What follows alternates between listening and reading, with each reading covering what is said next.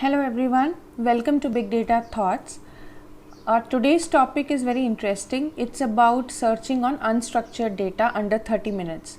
So one of the biggest challenges when we are dealing with data is to search or to derive insights from unstructured data. So today we would be looking at a use case where we want to do a search across different systems and the data is coming in different formats like there are some PDF files, Word documents and PPTs, and how can we integrate all of the data coming in and do a search across that. So that is the focus. The agenda would be to talk about the challenges that we face with any kind of traditional search, enterprise level search that is done, and to remediate those challenges, what does AWS offer? So there is a service called AWS Kendra, which was launched in 2020. It's an enterprise level search powered by machine learning. So we would look a bit about what it is, what are the advantages, what are the different type of connectors it provides, how can you connect to different sources, bring in the data and index it, and then we will do a hands-on to integrate some of the sources and different type of documents. So let's get started. What are the challenges with some of the technologies that exist for search?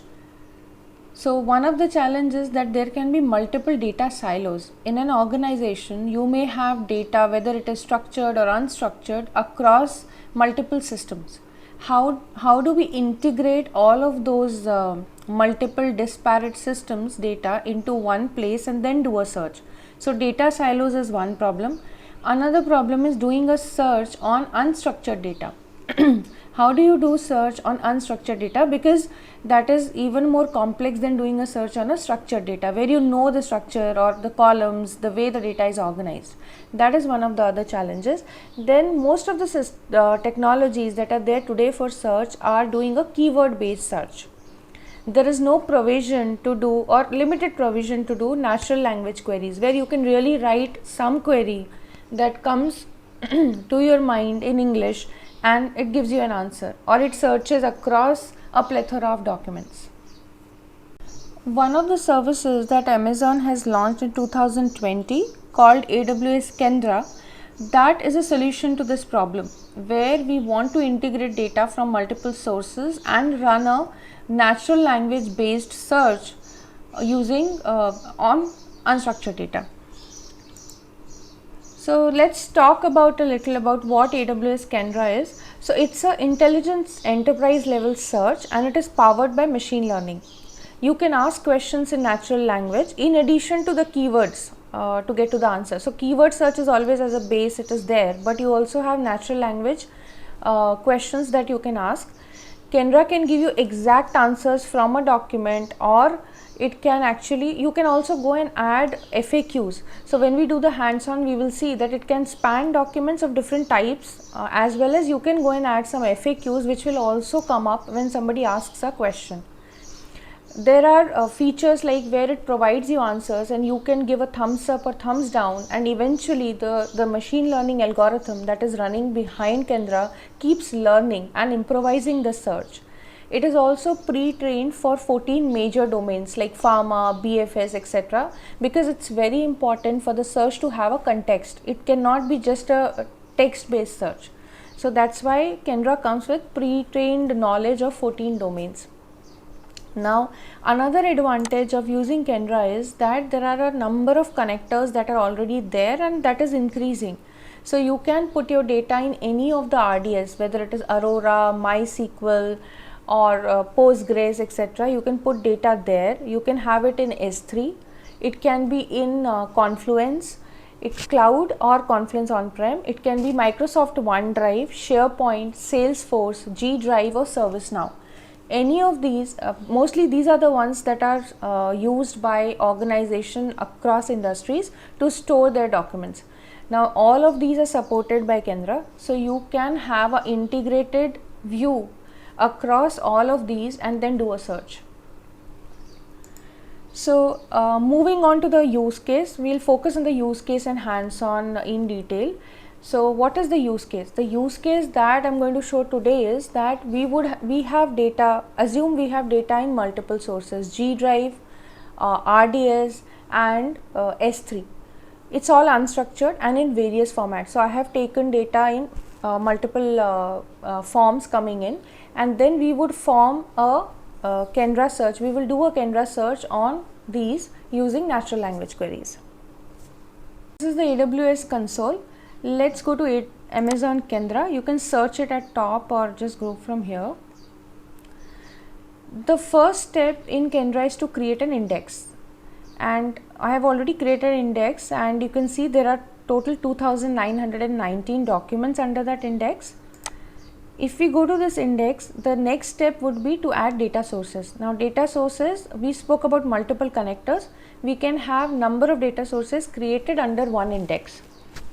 So here if you see the index that I have created, it is active. It has 2919 documents and it has 53 MB of data. Here it will show you the entire history of when the documents got added, how many got added, etc.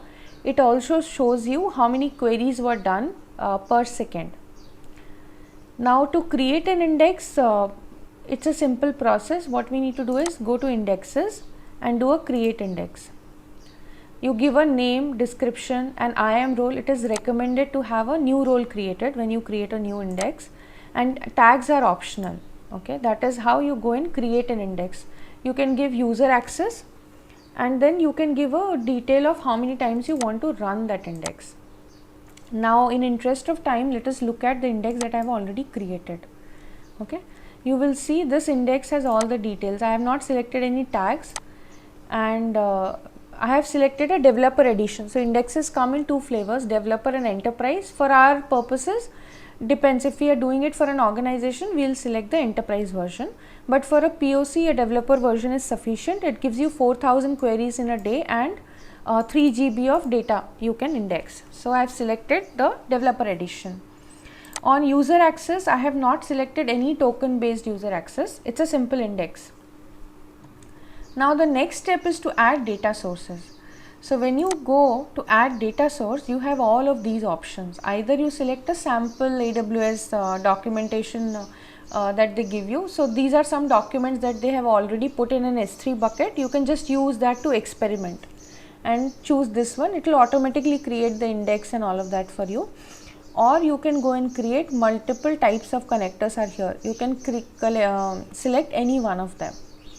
So what I have done is I have gone ahead and created sources for S3. This is the sample one. The first one is the sample one that I had, the one that Kendra gives you out of the box. Then I have added a RDS source and a G Drive. Okay, let us look at the S3 data source.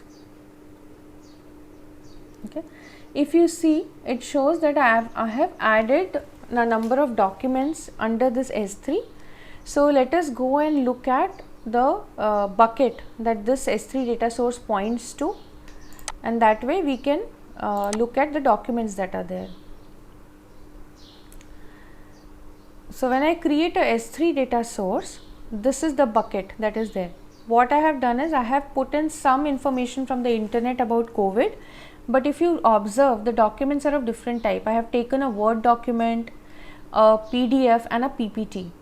Okay, these are all different kinds. Put them in a bucket, and what it is doing is, if we go back to Kendra where we had created the source, so this was the index under which I created a S3 data source where I have put all of those COVID related documents that I have shown. Now what we have done is we created an index, we created a data source which was a S3 type of data source.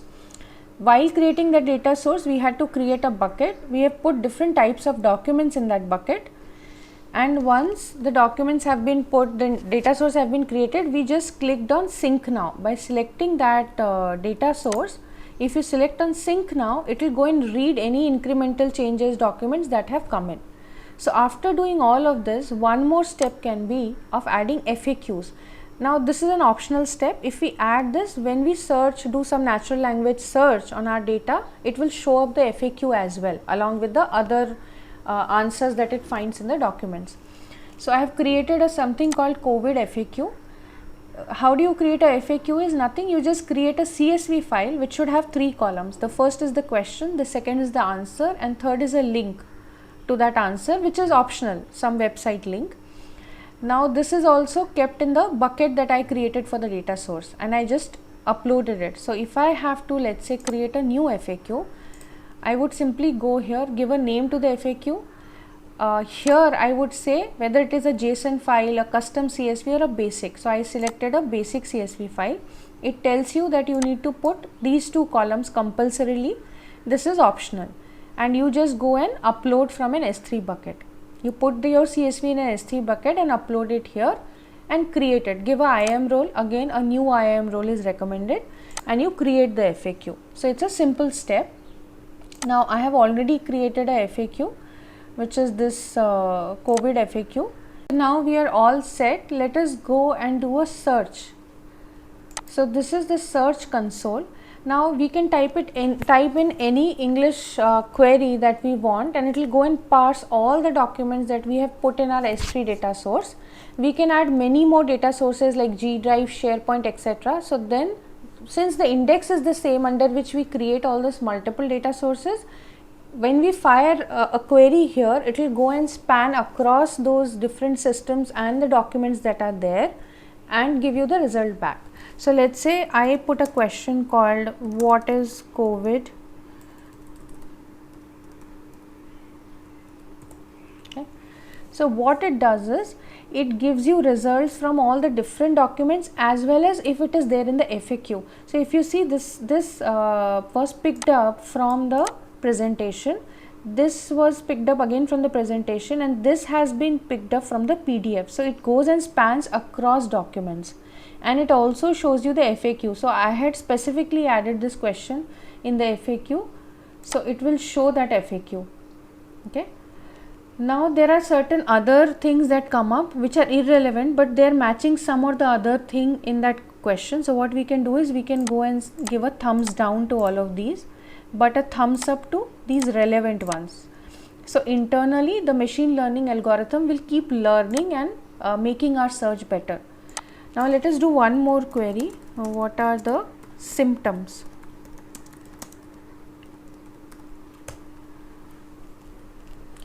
So if you see, it shows again, it has gone and picked up the answer from the PDF.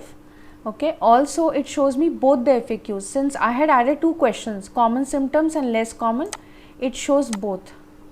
So you can give a thumbs up, just to keep giving thumbs up and thumbs down for the search to get improved. Now this is coming from the PDF, this is coming from the presentation.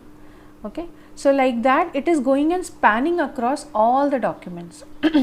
So this is how actually your search works. And this is a very beautiful feature, because if you go on adding multiple sources under this index, you may have thousands of documents. It can actually go and search on all of those documents and give you the results back. Okay. So this was all about how you can do an enterprise grade search even on unstructured data, whether it is in PDF or Word document or PPT or any of those forms, and connecting to multiple sources. I hope this video helps you. Thank you very much, and we will talk again in the next video about some more interesting topics. Thank you everyone.